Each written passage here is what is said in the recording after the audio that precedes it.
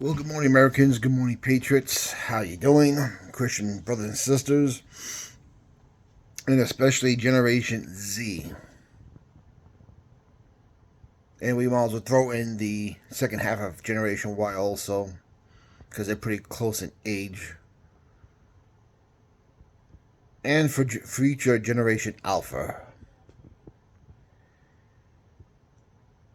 Now, with Christmas, spring break being here for the Resurrection Week, I've been home watching my little one. I've had a chance to do a lot of research on some things, and this has come up disturbing to me. 73% of Generation Z are suffering from loneliness right now. 73%. That is a staggering amount of people. I'll have links down the bottom in the description box. Check them out for yourself. Do your own research. But that is terrifying. What does depression lead to? Depression medication, maybe anxiety meds. And we know what Big Pharma does with those ridiculous meds. It just makes things a heck of a lot worse. They're also saying, they're projecting also, by the way, by the time the ball drops on Times Square for the year 2030, they're saying that in the United States and Canada, that 45% of the women in those two countries are going to be single and childless. That doesn't bode well for the future of the country, and it doesn't bode well for the U.S. economy either. They're also saying that the biggest demographic of people right now who are suffering from loneliness are between the ages of 16 and 24. So from their sophomore year of high school through their college years, assuming they go the full 4-year route, and their first 2 years they're working for us, they are suffering the most depression. I'm sorry, the most loneliness, which could lead to depression. Let's think about this. These are the people who are in school every day with their friends, and they're talking to people every day. They're meeting people every day. After school activities, sports, chess club, math club, science club, any club you can imagine, track and field, football, baseball. But yet, this is the group, the demographic group that's feeling the most loneliness.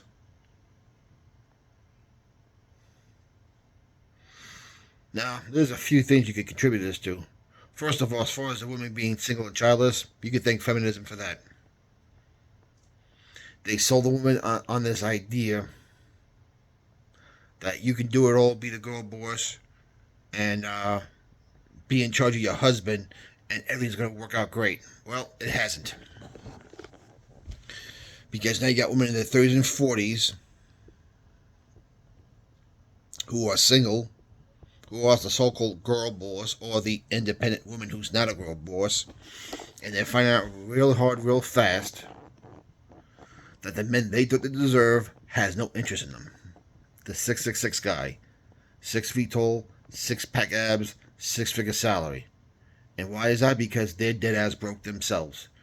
Women hold the most debt from college loans than ever before. And if you say, well, it's because men aren't going to college, yeah, because they're smartening up. They're going to trade school. They're going to trade school to actually learn a trade and get a job after that. Now, it may not be the 6-figure salary these women want, but in due time, if you invest right, you can become a millionaire with a 401k, IRA. Staying away from debt, you can. But these women, as far as the single and childless women, are hitting the wall hard. And they realize as they get older, the guy they once rejected are now already married or looking at younger women because you're nothing but headaches. And you could also contribute to this as taking Jesus Christ out of the school system, out of the government. Because when you take the creator out of it, you're taking the creator of all good things out as well. You were born to have a relationship with your creator. And when you eliminate him, there's going to be a hole there that's never going to be filled. And it's not going to be filled by other human beings. Whether you like it or not, whether you believe it or not, the data is showing that.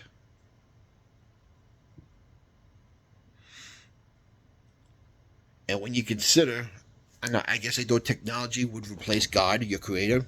Well, that hasn't worked either, because when you see that 16 to 24 years are suffering the most loneliness, when they see their friends every day, and they socialize more than anyone else, and they're growing up in the social media age where now they have access to Zoom, Facebook Messenger, Facebook FaceTime, what's the other one they use now? I can't remember. Anyway, there are all kinds of systems how you could FaceTime people and talk to people in person. My little one does it all the time. So how is it that the 16 to 24-year-olds are suffering from loneliness? Because when I was growing up, and I'm a Gen Xer, and for the most part the first half of Gen Y, the only way to socialize was to actually leave your house. You left your house to go to school. You left your house to go do activities. You left your house to go grocery shopping, where now everything can be delivered to you. You got a job, which means you had to go out and you had to apply in person, not do it online. You had to socialize with people.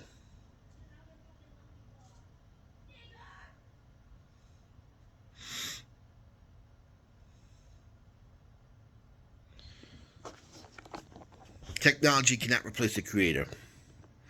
And technology has reduced people's social skills and part of the effect of loneliness also.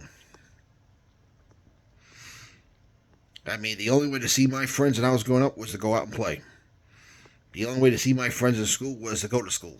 We didn't have text messaging. We didn't have smartphones or cell phones. We didn't have FaceTime. Or was it Skype? There we go. Skype. That's the one I'm looking at. Skype. And whatever messenger we have now. But it forced you to go out and socialize. The other thing is, social media has a way of setting unrealistic message to the young people. When you see everybody else is posting pictures of their family gatherings, their fun times and everything, they have a tendency to compare themselves. Well, why can't I have that fun? When on the other hand, you don't know what's going on their side. I mean, they're only going to post only the good moments of what they shared, and not going to post, for the most part, what's terrible in their life.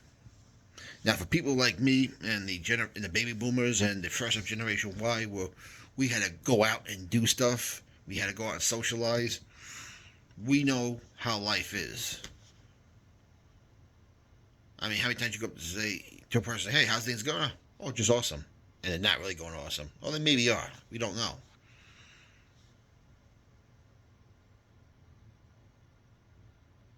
But social media has a way of keeping people addicted to social media and keeping them in their homes and keeping them from going out and actually interacting. And you're adding COVID, what COVID did to a lot of these kids, the development of these kids. COVID did a lot of damage to a lot of people, a lot of businesses.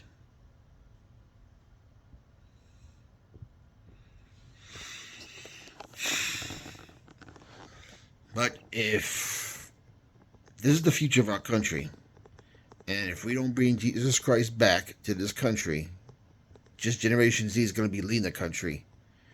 And the way things are now with depression, loneliness, and the dating, the top-heavy dating problem we're having, where you have all these women chasing this 1 or 2% men, as the men at the bottom are being left out, which is another issue, because now you have a lot of men now who are single. aren't even looking because they get tired of the games women plays. They get tired of being demonized on TV. They get tired of being demonized in college, which is why they don't go to college. They go to trade school. So you have that group of men who are lonely. Then you have this group of women who all chase after the same men who are lonely because there are only so many men that go around. You're all sleeping with the same guy. He's rejected all of you, and you find yourself lonely in that regards. And meantime, the man who is having to pick the litter and playing around with any woman he gets, well, he's doing damage to himself also. The psychological, the spiritual, and the physical damage you do to yourself when you sleep around that much, I don't care if you're a man or woman, it's going to take its toll on you. That's why you have so many single women on antidepressants. It catches up to you. You cannot fight God's word, and you can't fight biology. And the older you go up in the spectrum for the woman, the worse it gets for them. Because as I said, women have the relationship card. I'm sorry, women have the sex card and the dating, control the dating scene. But men own the time card and they own the relationship card. And women have literally priced themselves out of a good man, whereas the top 1% man or the average man.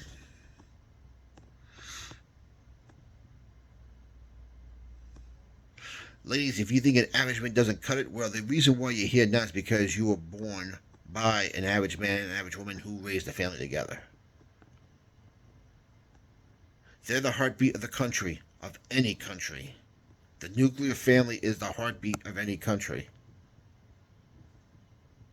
And if you invest right, you can become millionaires and live within your means.